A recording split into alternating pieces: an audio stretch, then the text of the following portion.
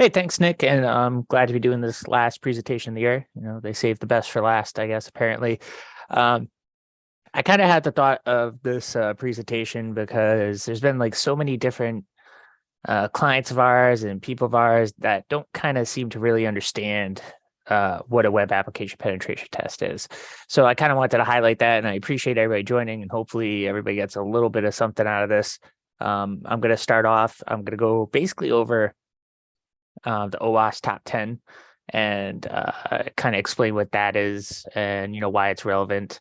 And then I'm going to kind of move into I might mix it up along the way. I might just kind of wait until the end. It kind of just depends on the flow of the class and how I can remember things. But I'll try to, like, as I'm going through the OWASP top 10, see if I can make examples of kind of like, hey, this is an application type vulnerability. So in the first couple minutes here, we're going to be kind of just going over some information. Then I'll get into kind of showing people some things on some demo apps I have and things like that, and introducing different concepts and things like that.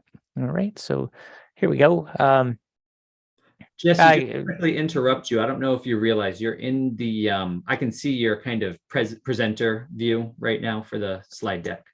I went to the wrong one. I suck. Hold on. Sorry, guys. It's all right. It's your first time. Zoom, right? Yeah. Why is that? Screen 2. There we go. That was weird. Oh, there we go. Should be the main screen there, right? Looks good. Perfecto. Thanks, Nick. Not a problem. Yeah, Zoom. I don't know if you guys are familiar with presenting on Zoom. It does this weird thing where it like breaks things up as soon as you start sharing and saving, and it kind of drives me insane, to be perfectly honest. I don't know why it does that, but also, I don't know if anybody saw, like, Zoom stock took a major hit like a week ago. That was pretty wild. So I don't know, maybe all that COVID stuff's over, right? Well, we're still using it though, right? All right. Here we go. Now, Nick, it won't let me click. There we go. So I kind of skipped over slides here. All right. So what is the OWASP top 10? Here we go. Man, I'm telling you, this is not starting off on a good foot here. It keeps clicking. I didn't do anything that time, I swear. All right. So the OWASP top 10 is short for the Open Web Application Security Project, right? So what does that mean? Well, it's the top 10 risks that seem to plague web applications. And who comes up with this top list? Well, people like me, right? People that are part of the OWASP community, right? I used to, I haven't re-upped my membership in a while, but I used to be a member of the OWASP team, the community where you could vote on the top issues you're seeing and really kind of, participate in the community, saying, hey, this is what we're seeing. This is what we're seeing. And they have revisions I want to say every 3 years, roughly. They'll start doing like voting on things. So you had the 2010 version, 2013, 2017, and we're on the, oh God, I don't remember, the 2020 or the 20, I think it's the 2021 right now. I forget, that's how many, but they all kind of follow the same rhythm, right? Releases. Some of the categories move up, some of the categories move down. I'll get more into that later. So a little more about it. As the name implies, there are 10 major risks with web applications. Yeah, basically it can fall into one of those categories. I'm going to talk about a couple of the ones that I found recently under the first category, OWASP top 10. But Nick, if you could, do you think you could? Here, I'll try to chat it to you there, and then all these other people that aren't familiar with it can go ahead and pull it up on their machine. Yeah, I'm just gonna plug in the link for the OWASP top 10 here in the chat. Here we go. So dropping it now. Yeah, it's the 2021 version. I don't know why I was thinking 20. Yeah, so they pre-released the 2021 version in 2020, and then they fully released it in 2021. That's why I got confused there. All right.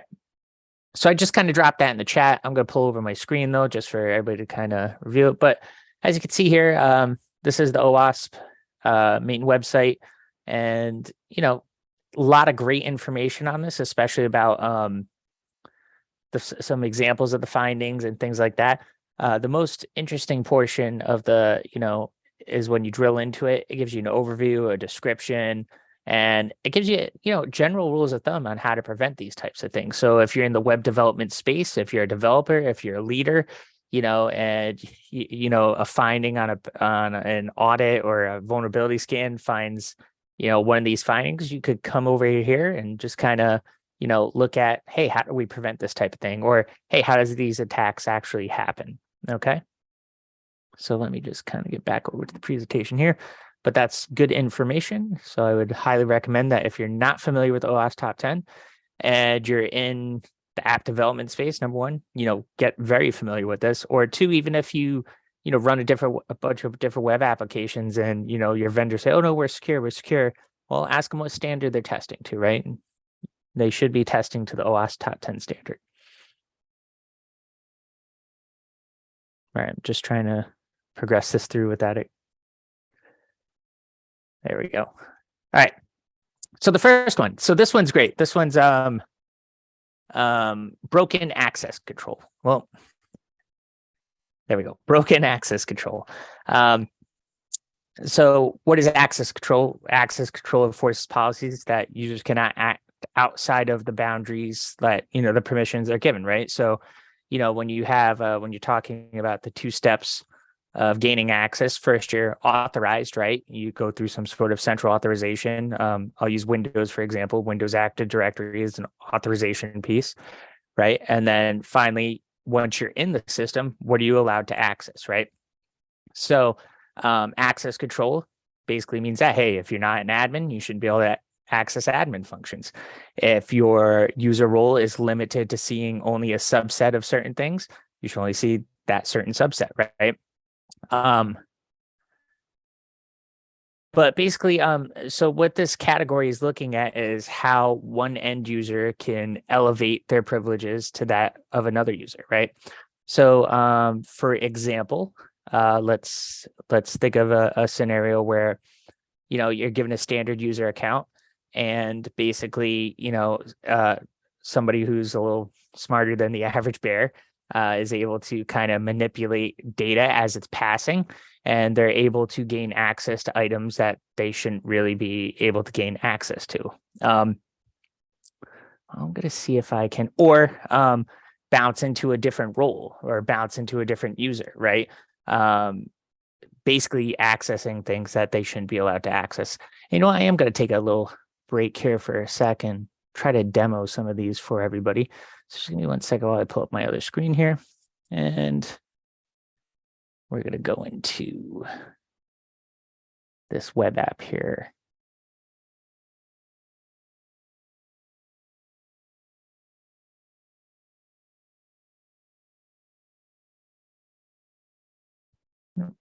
Hopefully it launches.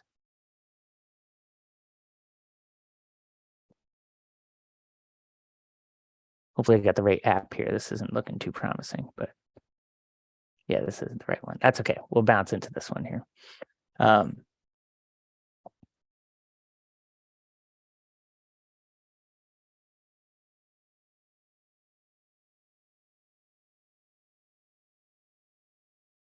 All right, we'll come back to this. Sorry, everybody. Thought I had a little something prepped there that I didn't have prepped.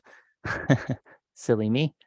I'll kind of pull this up in the background. So what you're seeing here is now I have a couple of different web applications that are vulnerable web applications. So basically what's going on is that I'm using a virtual environment, right, to highlight web application vulnerabilities. And I do apologize. I accidentally imported the wrong application in. So give me 1 sec while I bump this thing in. It'll be worth it. Trust me. It'll be cool stuff. The name of the application I'm going to be highlighting to everybody is basically it's called Matildae.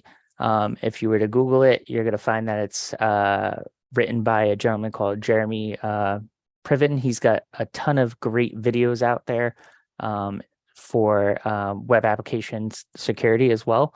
So I highly recommend you check out his YouTube channel. He has a great amount of, also check out the Compass YouTube channel where I walk through basically hacking the juice shop, which I will be highlighting for everybody here in a hot minute as soon as I stop messing up.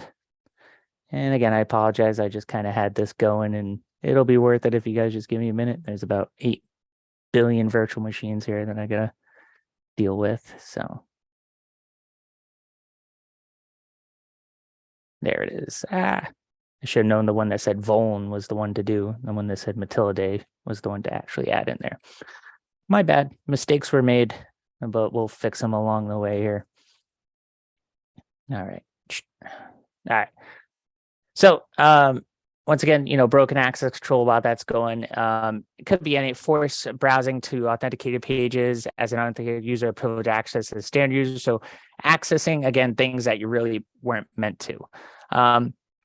So this could also be just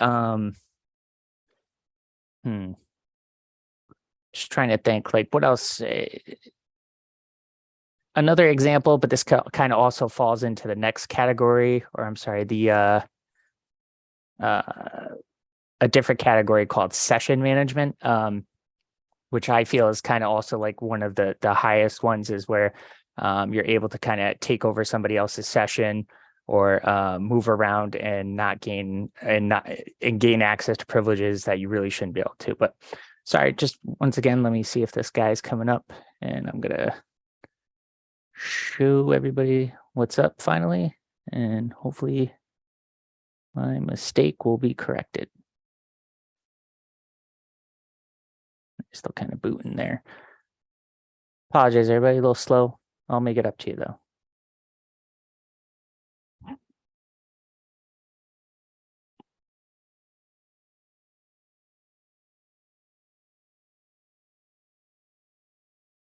Whoops.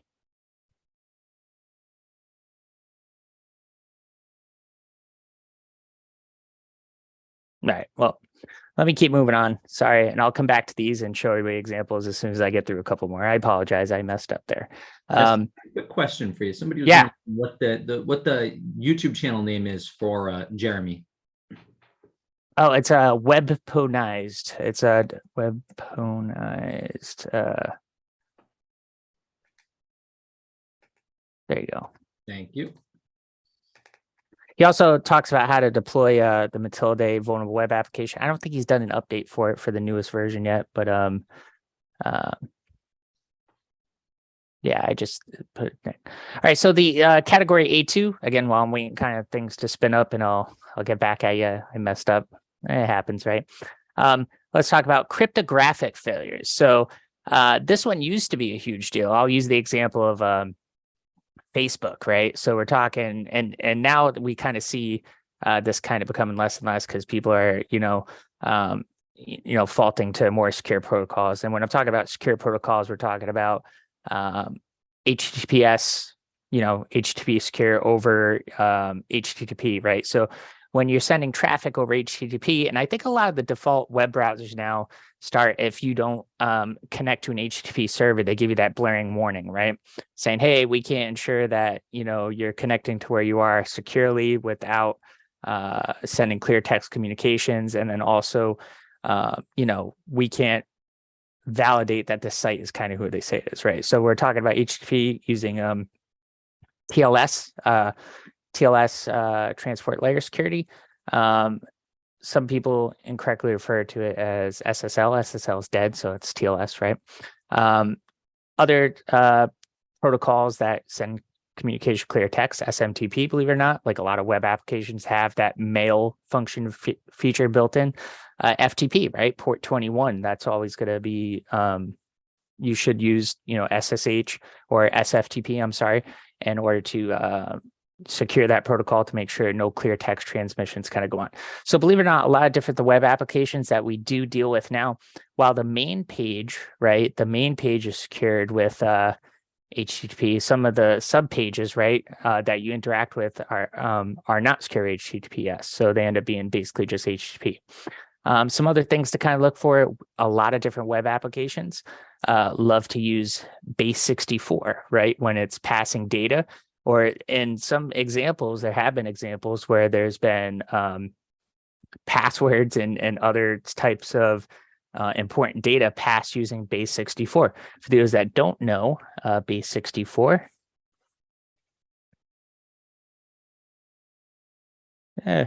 And there we go, base 64 decode and encode.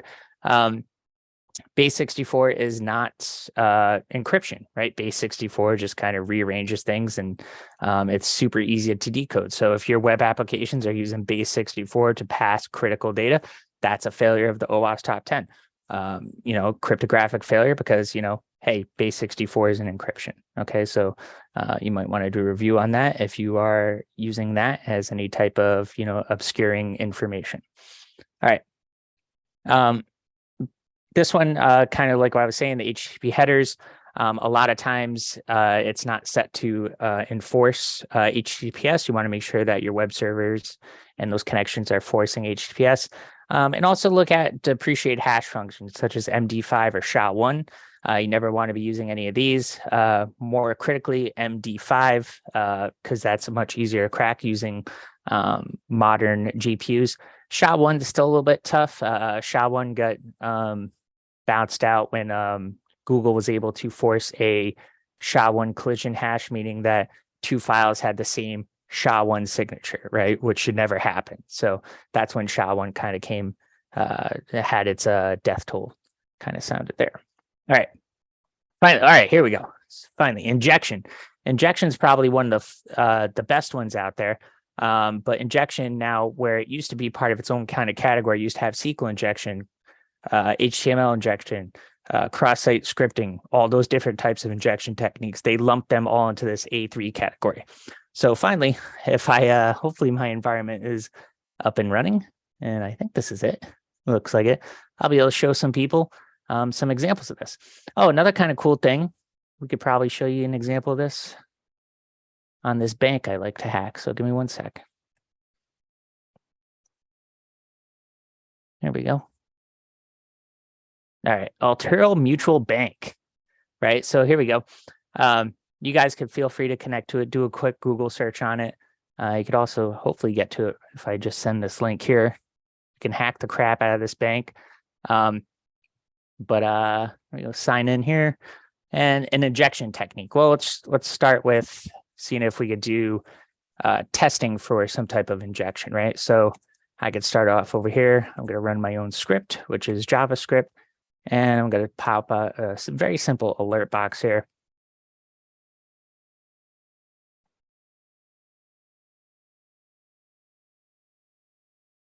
And sometimes this app ends up dying because so many people are trying to break into it. It's obviously not a real bank, even says it right there, demo site only.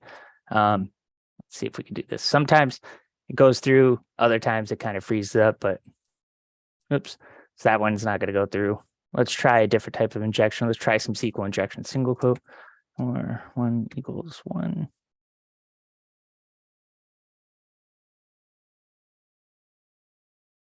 Oops, gonna enter a valid password.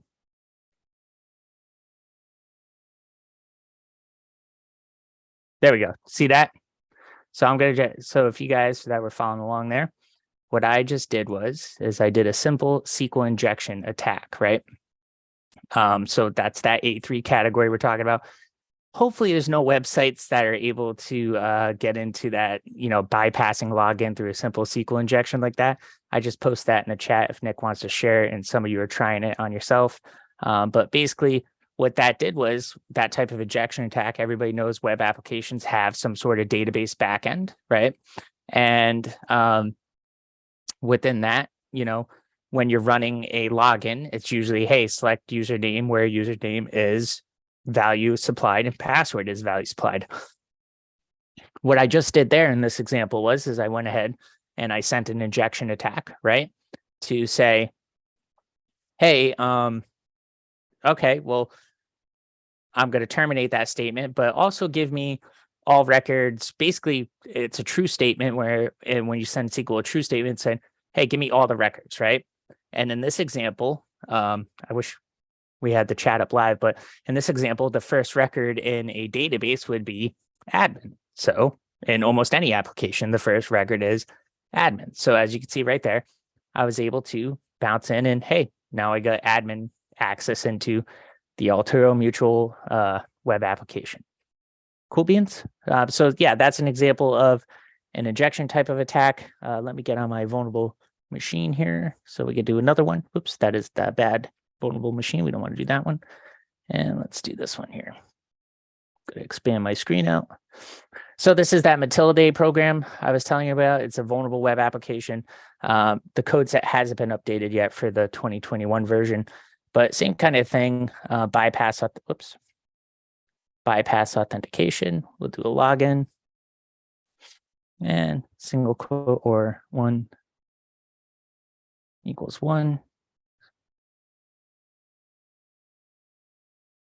Oops, so I accidentally put in the wrong type, but as you can see in the back end here, you should never really see any type of SQL errors, right? So that's another way to probe for SQL injection attacks, right? So if we look into, if you start putting in single quotes into web application login forms, so for example, if I were to go to Bank of America,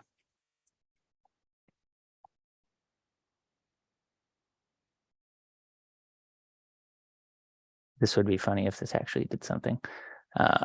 Sign into online banking, right? And some of you are probably like, what is he doing? He's going to break something. But Bank of America, right? They're not going to be vulnerable to SQL injection, right? But a good way to probe for SQL and a good way to, protect against such attacks is we'll parameterize your inputs, right? So if we're looking at here, if I enter in a single quote, a good application is to be like, no, you gotta supply a username and a password, and it's not going to give me any other information other than that. So let's try it now. Yeah, please enter all the required information to proceed. It's like, well, yeah, you got to enter in more than just a single quote. Now, if there was some SQL error that kind of got thrown up back there, then I would be like, that's a little more interesting. Usually with this type of attack, you don't really see it on the front end pages anymore. When you actually get into an application, though, you can run into SQL queries. And then from there, you could start doing what we call a blind SQL injection attack, or using automated tools like SQL Map to basically drill in and try to grab a SQL statement, modify it, and then return records of things you really shouldn't have access to. Okay. All right. So again, Bank of America, good. Altero Mutual, bad, right? So if you have your money with Altero Mutual here, you might want to switch over to Bank of America. Moving on to the next kind of, I did want to highlight cross-site scripting a little bit too for everybody. So give me a second while I pull this back over here. And we go into, one sec here. It's a huge area as far, whoops. And the menu should be modified a little bit. Add your blog. All right. So again, any area where it allows user input, right? When we're talking about web applications, the number one rule is you never trust user input. All right. Say it with me. I know you guys can't, but you never trust user input, right? So trusting user input means you trust the user, and users like me are bad, or just even worse, people that are actually trying to do something malicious, right? So let's take an example here. Here, what I'm going to do is I am going to do basically let's see if we get this go.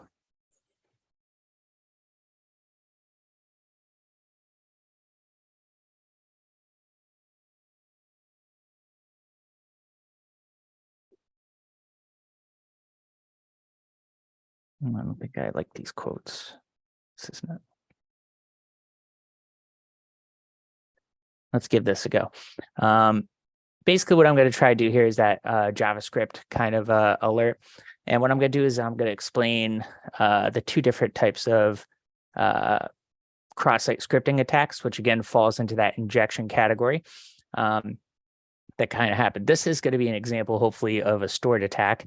And something looks off about that for me, but we'll find out in a second. Yeah, what was off was I didn't need those single quotes, and I knew that kind of off the rip there. And sometimes my mind works a little weird, especially when I'm trying to do presentations like this and off the cuff, and which is usually how I do things, but I should be pretty prepared. And close the script, and it helps if you type right too, right? And all right. So now, if I go in here,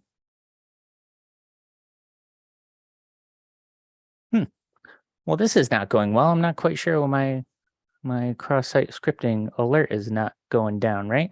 Maybe my app is kind of messed up, but let's go into a different app and try to check this out. Another interesting type of common web application finding that is in the OWASP top 10. It's down a little bit. I believe it is the next one, or a little bit down a little bit later is everybody, what do you think a bad password is for an admin site? And often not updated, and it is definitely a finding against the OWASP top 10. We'll cover that here in a moment, but it's going to be password, right? So here we go. Password. So let's try DVWA security. And I gotta just set this down to low. And let's go over some, hopefully a cross-site scripting reflected finally. Again, I don't know, but let's test this out first. Let's do Jesse. Submit. We see the function of the application is to return my username. Let's see if we can actually get it to produce something.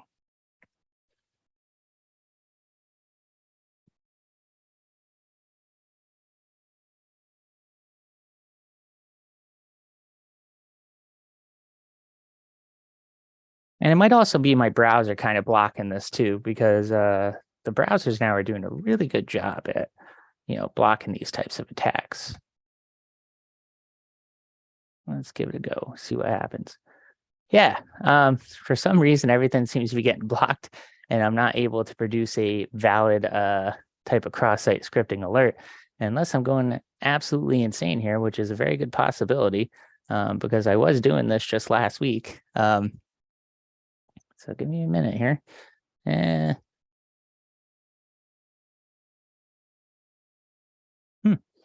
We're gonna have to bypass the cross-site scripting, which is kind of weird. I don't know what's going on here, but we'll move on. But we did get the nice SQL injection out there. Again, I'm not entirely sure as to why the cross-site scripting is not working. It was working again later on. Earlier on. So we'll move on.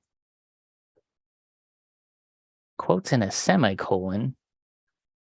Maybe I'm just having a brain fart type of day today, guys. So I don't think I need the semicolon though.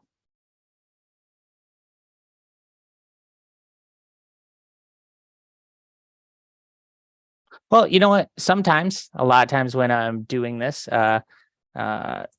I do have to go through and I have to look things up. And one of the great resources I use is W3 Schools, JavaScript alert. Whoops. So again, basically, essentially what I'm doing. Oh my God, you're right. I am losing it, apparently. Maybe. No, this doesn't seem right. No. So on some level, yes, we could give it a shot though here. It should work with just the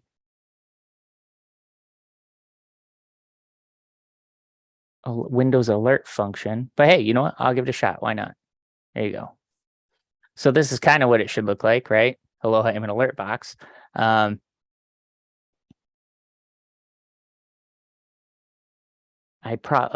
do need that right there. I'm sorry. Oh man, I am brain farting bad here. All right, let's give it a go.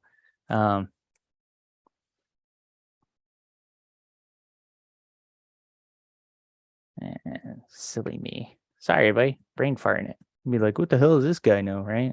Guess not too much, apparently. I don't really feel like that belongs, though. I don't know. I might be losing it. And it also helps if I close it out right.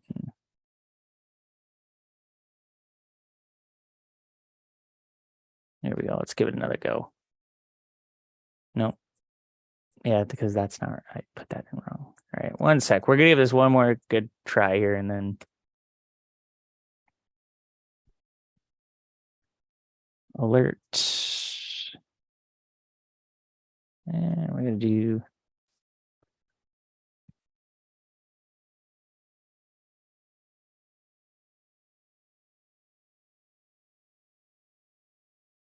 This is going to do it. I know what I was missing earlier. No. Oh, there we go.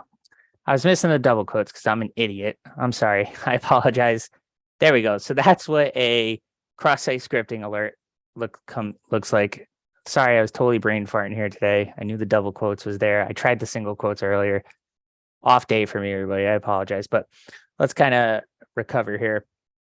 So as you'll notice back down here, we have anonymous log, and if we're like, oh, hey, look here, there's nothing there. Well, that's because our code's there.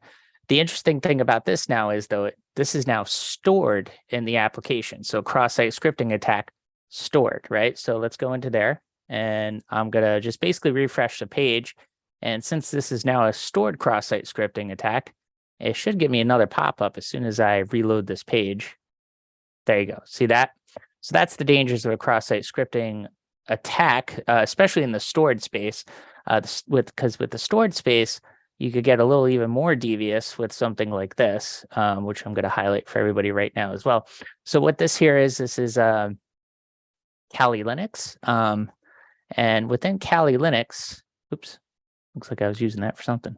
All right. There's a little tool in here that I don't think gets enough attention. There are other things out there, but it's called, or maybe it's not in here.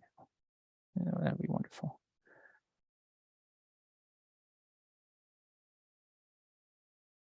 Yeah, what I was looking for is the B framework, and I must accidentally uninstalled. Man, I'm just messing up all around today. So sorry, I was going to highlight something a little bit cooler. It doesn't look like that's going to go down because I messed up. Bad presentation today for me, everybody. But as you can see, that cross-site scripting stored certainly popped in. If we look here, same kind of deal here. And I was just missing my double quotes like a dummy. And I kind of knew that in the back of my head. And I was like, why isn't this working? Right. But this is an example of the reflected version of this, right? So the difference between the stored and the reflected, right, would be just that. So this reflected only lasts for this one particular session, right? So we have hello coming in, and the difference between that stored, where now it's not reloading every single time I load the page. Now, again, if it was a stored, all right, now we're cooking with fire, people. I messed up. Yeah.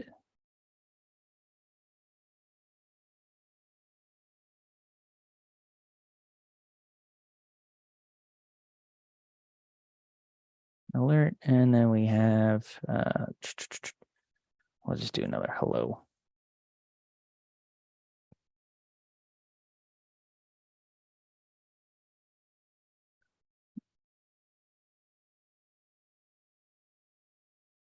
Yep. Sorry about that. And sign this guest book. All right, so now again, reflected, I'm going to go back here. We'll get no pop-up, go back to the stored, and we're going to get a pop-up, okay? Cool beans. So that's the difference between the stored. The other one is the DOM base, where you manipulate the document object model. You know, this one's not super impressive to me too, because like, again, you could just kind of go in here and manipulate the DOM right within here, but still something that should be addressed, and you should still never trust user input is what it comes down to. So I spent a lot of time on that, a lot more time than I kind of wanted to because of my my stupidness there. And but hopefully you guys will forgive me as we kind of move on through these here. But again, injection. So you're dealing with any type of HTML injection, any type of SQL injection. You're dealing with any type of cross-site scripting. And what it comes down to is never trust that user input. Make sure you're sanitizing your parameters, sanitizing your input boxes through stored procedures or other filtering controls before sending it to the server or allowing it to be sent to the server is kind of what it comes down to. Okay. Yeah, and thank you. Nick did post this to me. He said he thinks I need quotes and a semicolon. You're right. I definitely need the quotes, not necessarily the semicolon. Number A4, insecure design. Insecure design is a broad category representative for weaknesses expressed as missing or ineffective control design. Basically, what it comes down to is not protecting against certain types of attacks. it's a really broad over category. I don't really have a great example of any of that. But we'll kind of move on to the next one, which is A5. A5.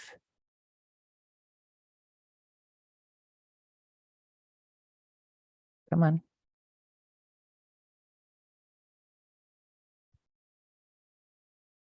Man, presentations are slow today.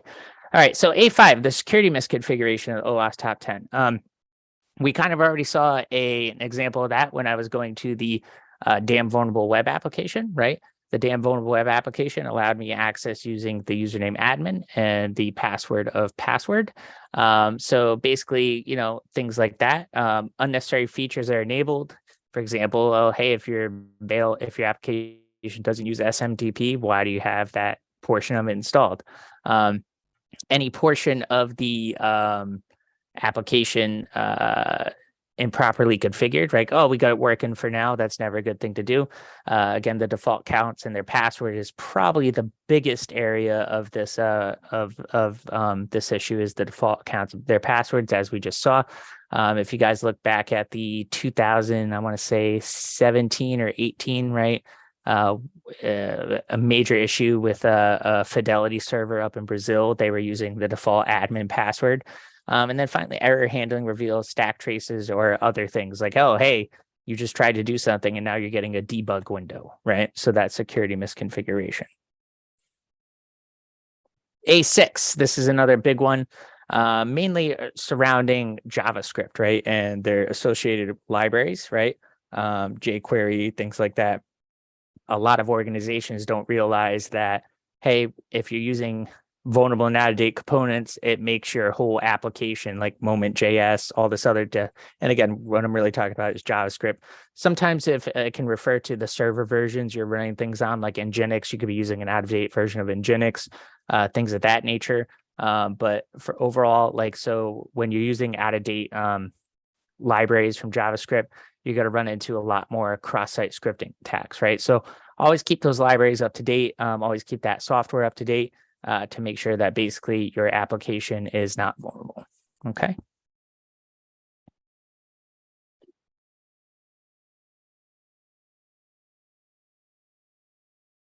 Trying to move on here. And again, this is crazy. I don't know why PowerPoint is doing this to me. And just an overall bad day, I guess. Identification and authentication failure. So this is kind of an interesting one. Basically, you should not have the ability to brute force an application in this day and ages, right? So you want to be careful of that where you don't do credential stuffing.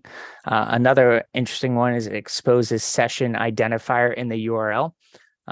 So how do I best illustrate this? So usually when you log into an account, you're tied to a session. But if that session is present in the web application, hold on one sec while I pull this up and see if we can have a nice example of this as well.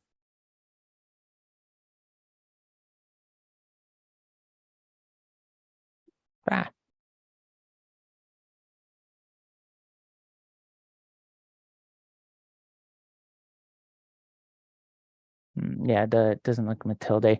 What you want to avoid is having session information tied into this area right here. So being passed in URL is never a good thing. Sometimes it got so bad to the point where you would see the user's login information be passed in the URL from the form entry up into here. So you should never pass that type of information into a web application.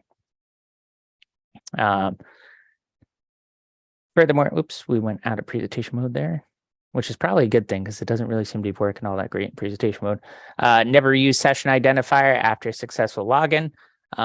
Does not correctly invalidate session IDs. Users sessions or authentication tokens, mainly single sign-on tokens, are properly invalidated during a logout or period of inactivity. So what I could tell you guys from this is, let me see if I can pull up an example of this. Let's take a look at this. We'll kind of go into something a little bit cooler right now. Before I get going, I'm going to show everybody one of the tools that we use in penetration testing. It's a tool. This is the community edition. I have the full edition on my desktop. Well, the pro edition anyway, on my desktop, my personal one. Have Nick drop this in chat. And it's also really cool as far as they really recently. Well,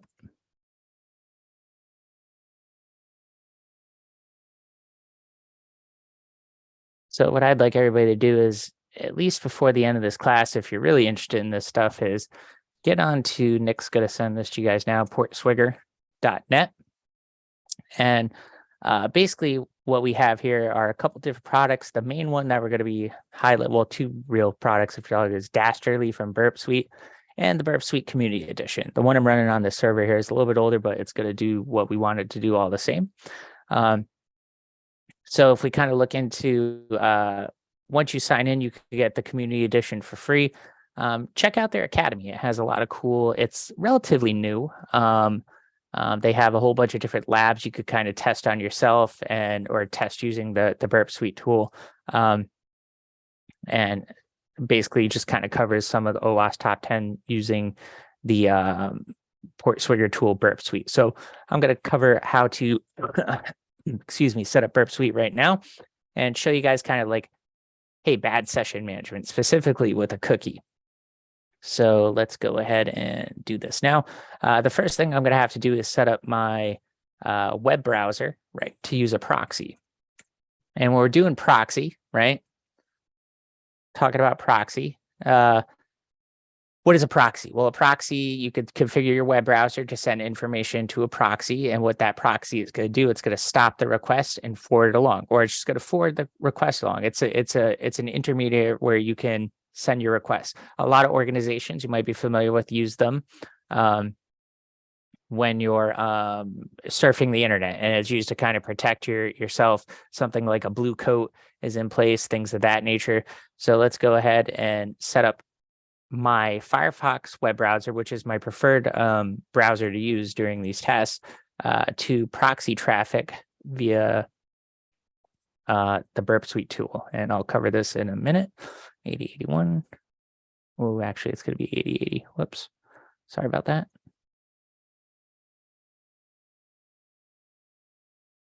There we go. And I'm going to launch Burp Suite Community Edition. Again, this is free through portswigger.net. Excuse me.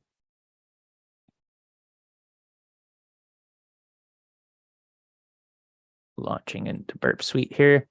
And I apologize for the faux pas. I guess I'm just having a bad day, everybody. Hopefully we're making up for it now. We'll definitely make up for it now in this next couple of things, because these are kind of neat. I'm teaching you how to use this Burp Suite tool. I think there's a link on somewhere on one of our YouTube channels how I talk about proxying traffic through Burp Suite. Nick, if you want to find that and use that, it'll be a quick overview for people that are kind of interesting. So again, this is the tool I use all the time when we're doing this type of testing, right? So if we kind of go into the proxy here, with the different options, we'll see that Burp is now acting as a proxy on localhost at port 8080. I configured my Firefox server, right, to go into that. Localhost at port 8080. And now what that's going to allow me to do is, whenever I send a request to my web server, for example, the Matilda web server, it's going to stop that request so I can then look at it, right? So let's see, let's go ahead and I'm going to make sure my intercept is on, right? Just so we could review that. So here we go.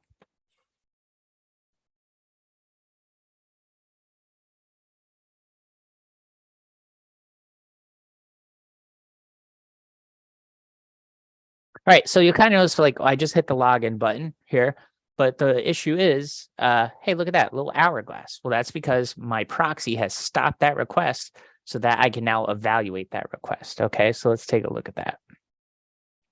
All right, so we see the request, username Samurai, password Samurai, login, and it's like, okay, well, it's got the request.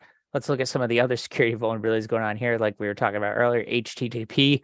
Oh, that's not good, right? Because we're sending, login information across the internet, or in our case, locally, though. unencrypted, which is never good. And we're performing a post, right? So when you're talking about web servers, post, right? So let's go ahead and click forward here. And we see we have a cookie now tied to the session. We have a show hints. We have a username and a UID. I'll cover this in a second, and this is going to kind of highlight some of that session management things and also like elevation and escalation of type privileges here in a moment. So forward that along. And as you can see, I just logged in as this particular user called Samurai. Okay. Let's take a look at, hey, bad session management, bad easily identifying things that can kind of escalate privileges here. So I'm going to click a refresh from this page. And again, I'm going to look at this request. And there's something very particular that I kind of want to highlight for everybody, but I'm going to give everybody in the chat. Well, hopefully people are still listening to me, even though I screwed up a couple times because I'm a big jerk. But I'm going to enhance my screen right here just so we can see a little bit better. What do you guys think as far as what looks a little suspicious here? I mean, yeah, PHP session ID, that's pretty common. Show hints, that looks like a application specific function. Username, right? That looks a little wonky, right? What else though? Like what is this UID here? Anybody want to give me a little ping Nick? Hopefully somebody says something. What does anybody think this UID might tie back into? Anybody know? Nick, is anybody saying anything? Everybody checked out? I have a few. You want me to send them via chat to you, or would you like? Yeah, hell yeah, span them out. Let's All do right. it. That means people are paying attention still, even though, like I said, I'm a big jerk apparently. That's one of them. User ID. Yep, John, that's right. Good idea. HTTP 1. Yeah, hey, that's another great one, right? That's an older type protocol. The ID of the user table. Yeah, Elijah, that's right. You got it, man. Anybody else? Got a couple more? All right. Typing as fast as I can. User ID. Yeah, look, I'm so glad you guys are still paying attention, even though I screwed up big time earlier. Oh, God, that was embarrassing. Anyway, yeah, you're right. User ID, right? So check this out, right? What happens if I take that user ID? Whoops, I was typing in the chat window there. User ID, maybe, I don't know. Some applications, maybe. Let's take that user ID, though, right? Bounce that to 1, right? And see what happens. All right, I'm going to have to zoom back out here. Bam. Oh, snap. Everybody see what happened there? Nick, do you see what happened? I think I do. What happened? I don't want to answer. Because you didn't really see. But remember earlier when we were logged in as Samurai, bouncing that UID from 6 to 1, which is the first record in the users table, gave us admin, right? So again, using Burp Suite proxy tool, we're able to kind of bounce around. Mind blown admin. Yes, thank you, John. Thank you. Yeah, everything. So yeah, you guys are like, that's not realistic. That is super realistic, right? Not so much with the cookies, right? And we'll discuss that in a moment, how you protect those cookies. But so much, there's other types of traffic when you're dealing with a session that get passed. I ran into it twice just recently with one application. I was able to bounce my role using a Burp Suite intercept, identified a role, bounced it out, and then I was able to send it. And all of a sudden I was in as a completely different role that wasn't assigned to me. So that goes back to, it kind of falls against a couple of different categories, right? But overall, again, session management, poor security management, things like that. Let's take another quick look at that request. All right. Turn my intercept back on. Sorry, I know I'm like full blown screened in here. Yeah, where is it? Admin. All right. And we just hit refresh. That should grab it. So again, my request is going to be held up here. There we go. So let's take a look at that. So the cookies, right? Nowadays, your cookies, right, should relate back to, so you should have 2 things in your cookies. I'm hoping some developers on here should be able to tell me what these are. What do you guys think? Anybody, Nick? Anybody's gonna give me any type of feedback on this? Yeah, give them a second to type, Jesse. Come on, they should be on fire here. there's a couple values I could throw in there to kind of stop this, right? Setting the HTTP only flags and the secure flags are going to make sure that an end user can't modify that. And also you want to kind of make sure that this UID is random as well, right? So if we're getting, boom. Now I'm in as Jim, right? So I could just kind of basically bounce around as all those different users with this particular application.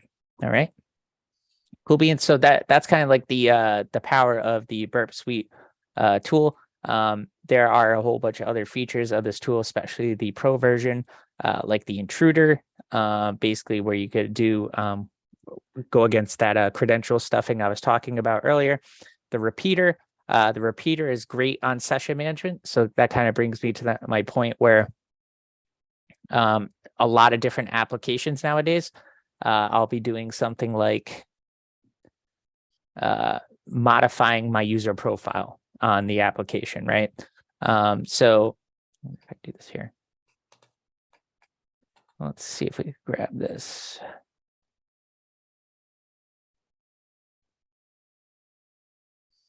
Yeah, Elijah, I use both. Burp is just a little smoother of a product. Zap is still awesome. No, don't get me wrong. I like Zap a lot. Elijah had posed the question: use Burp over OWASP Zap. Burp's great, but you got to pay for it.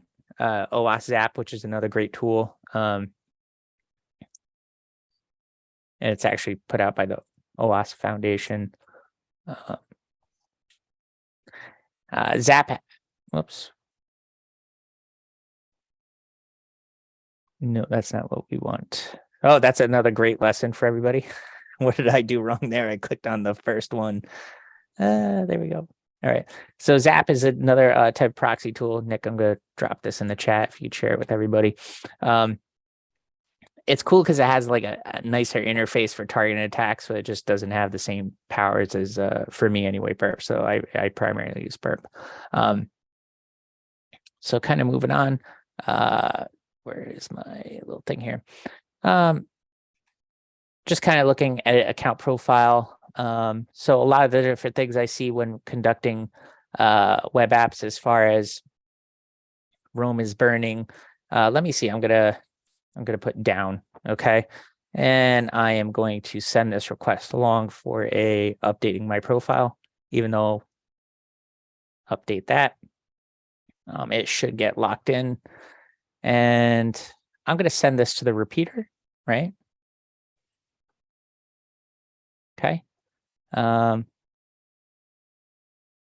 basically when I sent it to the repeater, all it's doing is taking the same request and it's just storing it elsewhere for me. So I'm going to send this along forward, and I should have updated that. Notice how though it jumped from Samurai, because that's who I have to persist that session cookie. So let's do this one more time. Carving fools for sure, right? Update that. And I'm going to go ahead. I see where's it carving fools for sure, right? I'm going to forward that request along. And profile update, right? Let me go ahead and log out. Again, hopefully, I'm hoping this app has this. I'm honestly doing this on the fly here, as I just kind of thought of it, which is something that sometimes works out great for me, other times not so much. I'm going to turn my intercept off momentarily. And what I'm going to do is I'm not logged in, right? So what I'm going to try to attempt now is to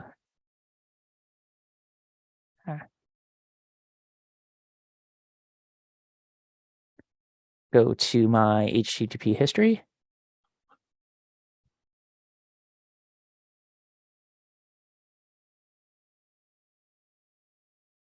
There we go. Send this to the repeater. And basically what I'm going to do is I'm going to just get rid of that for sure. And again, remember, I logged out, so I shouldn't be able to do this. I should get an error, but let me give it a go. And what ended up being returned there, everybody? That HTTP OK, right? So what does that mean? That means even though I was logged out, right, I was able to capture that request and update this user's profile. Okay. Everybody understand that? That's like poor session management. That's kind of the highlight of this particular. See, it skipped ahead on me again because I'm not going to go into presentation mode again. Yeah, identification, authentication failures, session identifier, session. So things like that, right? You really want to avoid. So when you hit that log out button, you want to make sure it kills everything associated with that user so that somebody can't recreate the forms. That's also could be kind of related back to another kind of cool attack that isn't really out there anymore, is the so-called cross-site request forgery, where you're able to recreate the form action and say make a transfer of like funds or something of that nature. Okay. Moving on to number A8, software data integrity failures. Kind of along the same lines of, the JavaScript, relying on libraries that don't really pass things properly. A9, security logging and monitoring failures. I think this one is new. We'll cover if it's new or not in the next couple of slides, though. Security logging and monitoring failures. Basically, what this comes down to, everybody, is, hey, if you're not logging your application, so there's two different levels of logging, right? There is the application level logs, right, where errors and code and things like that are used for debugging failures, right?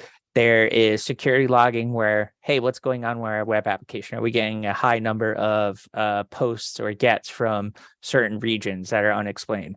And then finally, just monitoring in general. If you're not monitoring your web application, if you're not observing logs, if you don't have some sort of system in place, you could be under attack and not even know it, right? So that's kind of why that A9 category kind of falls into place.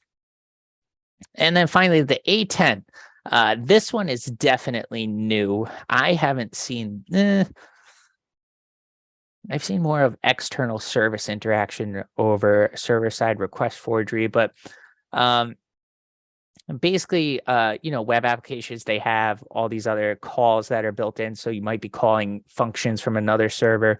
So the idea behind this would be is if I see a call going on and, that the application I'm interacting with just in Burp Suite, for example, is kind of interacting with one host. What if I were to go ahead and change the parameters of the host I'm interacting with and do like a /admin, right? So basically what this comes into play is server-side request forgery. I'm using the application's own credentials to request access to something I shouldn't have access to. Hopefully I explained that kind of well enough. This one's kind of new, definitely new. And we'll kind of look at this based on the last. But as you can see, the difference is 2021 again was just released in 2021. It was originally pre-released in 2020. If you look though, a lot of the same things are still in there, just kind of moved around and lumped in together. So where we had injection was the big one for the past 3 years, that kind of dropped down to number 3, and then broken access control, right? Which is that kind of something like I showed you guys earlier with that cookie ID manipulation, finding a group identifier, bumping yourself out, things like that nature. Again, the tool that I was just kind of highlighting. Let's talk about the difference between, so everything I was just doing there was all on the application level, right? So when you're talking about a web application penetration test, your tester is going to want to use a methodology like the OWASP top 10, and you're going to be looking at each one of those categories with the exception of probably this one here. I can't really do too much. However, that could be what's called a good blue team, purple team test, is that if a tester's coming in, and you have a security operations center that's set up for monitoring, they should be monitoring and seeing these types of attacks, right? Not necessarily blocking the person, but they should be able to identify other types of attacks that are ongoing. If they don't, they're either not monitoring something properly or they're just not doing their jobs, okay? So tools like Burp Suite, which I kind of already showed you guys, and somebody else, I have NetSparker in here. That's a cool tool as well. OWASP Zap, which was brought up by Elijah there. On top of that, every single vulnerability engine has a pretty good vulnerability detection, but what it comes down to is you do need a human to do some of the things that we do. The last 2, 3 web applications that I tested. All had vulnerability scans done, and had no vulnerabilities, quote unquote. But I was able to bounce around using some of the techniques that I just showed everybody, a little more advanced, right? But I was able to manipulate traffic to get to areas in those applications where I should not have been. Okay.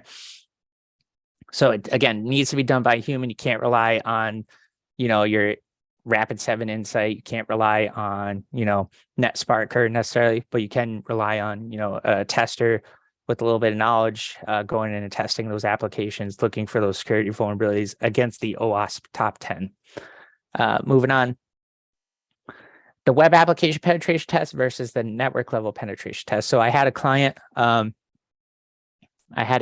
that was, for many years, they were doing penetration tests on their web application. Well, come to find out, they were doing a network level penetration test, and nobody was actually looking at the software components of the application themselves. Well, what does that mean?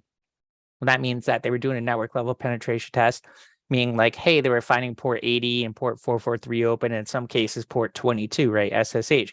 And they were somewhat interacting with those. But then when it got down to it, the nitty gritty, they weren't actually using the application and evaluating it against the OWASP top 10. Long story short, that application got hacked, right?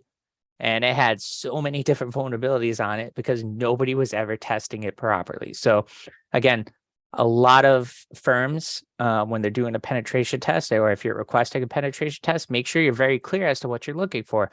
Hey, we're looking to evaluate our web application against the OWASP top 10. That's all you need to say, right? And if they go, we don't know what that is, then you move on and you find yourself another tester. Okay.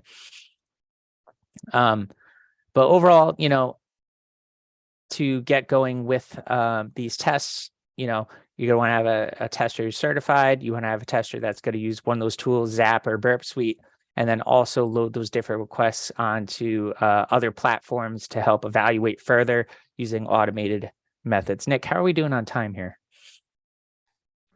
We're running down to it, but you can extend this out another 5 or 10 minutes if need be. Yeah. So the next thing I kind of just wanted to show everybody, and this is like something that I really like to do. And it's down a lot, but hopefully it's not down right now. Is I want to show everybody this. Oops, I'm dropping this in the chat. And again, it's another kind of playground for this type of thing. Excuse me. Hopefully I typed that in. Let's find out right now. Yeah. So hackthisSite.org. Okay. It's kind of a cool, safe playground to, has anybody heard of this? If you have in the chat, let me know. If not, it's really cool. I really recommend that you sign up. Be very careful when you're registering because the CAPTCHA functionality is garbage, but the rest of it is really kind of fun. The other one I highly recommend that everybody gets on is that Burp Suite Academy. You could sign up for free and start taking some of those challenges as well. Hopefully it logs me in. There we go. So the Hack This Site website here, again, penetration testing basics. I did cover a lot of advanced stuff as I kind of faux parred there a little bit, but one of the first things you should always kind of do is, start off by inspecting the element or viewing the page source, right? So let's take a look at this, inspect. And this isn't a big deal anymore. It shouldn't be the case. But if everybody could kind of see right there, what we have, oops, I can't zoom in on that, is, hey, the first 3 levels are extremely easy. Hey, 47 EB 13 E6, right? So always start your penetration tests or your reviews, just in case some of your developers there maybe added a comment in or two. This did happen way back when, but I don't think it happens all that often anymore. But let's see if I submitted that right. Oh, got to that first challenge. So that's Hack This Site. Kind of wanted to share that with everybody if you're interested in it. Yep, Hack the Box is pretty cool. As well, a little more, it's different challenges, right? Close this out here. And finally, the other thing that I kind of wanted to highlight to everybody is the juice shop. Now, I used to have a really great tutorial on this. I do have a great tutorial on how to attack the juice shop on our YouTube channel there. I think it's probably one of the better tutorials out there for getting those first couple of flags. And I'm not just trying to toot my own horn, and I don't make mistakes in that one like I did on this presentation today because I'm a big jerk. But kind of moving in, you figure after giving all these presentations, I learned my lesson. Web goat, yeah, that's another cool one. The juice shop. So I would highly recommend that you guys get onto GitHub.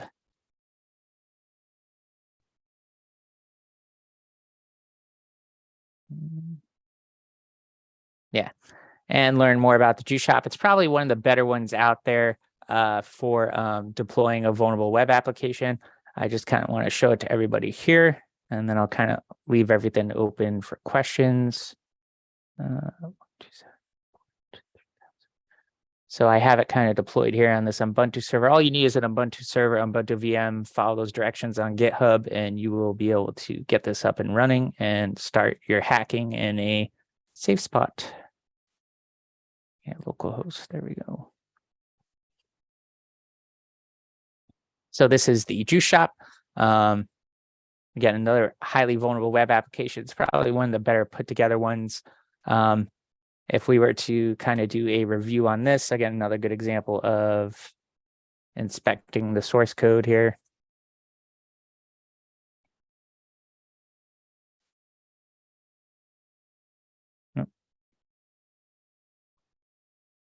Yeah.